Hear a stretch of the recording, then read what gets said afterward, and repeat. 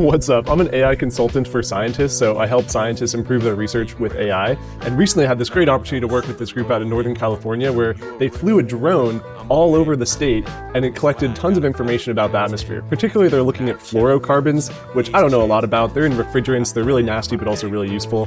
And so they produced these fantastic data set over both a large space, and they did it every day for a long time, so it's over space and time.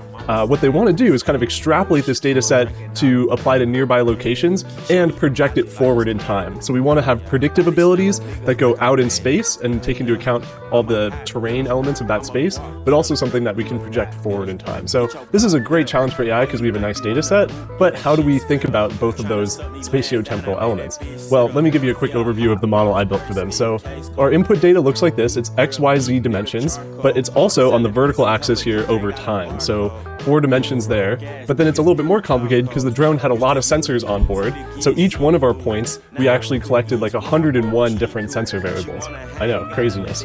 Not all of them ended up being useful, and we'll get into that later, but from our input data, I first run this through a pre-trained CNN. And so CNNs are great at capturing spatial relationships. They're phenomenal.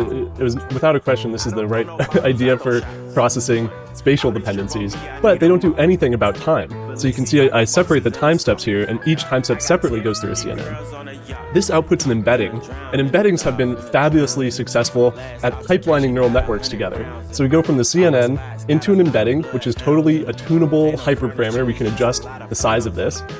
Into an LSTM. And this kind of, we treat this embedding as a sentence. We kind of imagine that as this evolves over time, this is equivalent to the cat went to the bar, and we process this through the LSTM to get the spatial relationships, and then we can predict forward in time however far we want, given the kind of the inherent structure of the LSTM. So then we get our final predictions, and we actually output 10 different predictions for like aerosol mixing properties.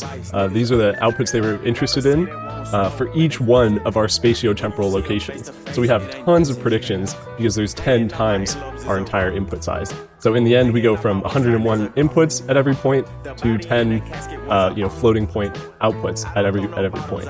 Of course, the model itself is actually a little bit more complicated. As I iterated on my drawings here, we actually break up the tiles into 3-dimensional little tile sequences, and then this allows us to have more sentences for better fine-tuning of a bidirectional LSTM. We throw attention in there because attention is fabulously successful, and get our outputs that way.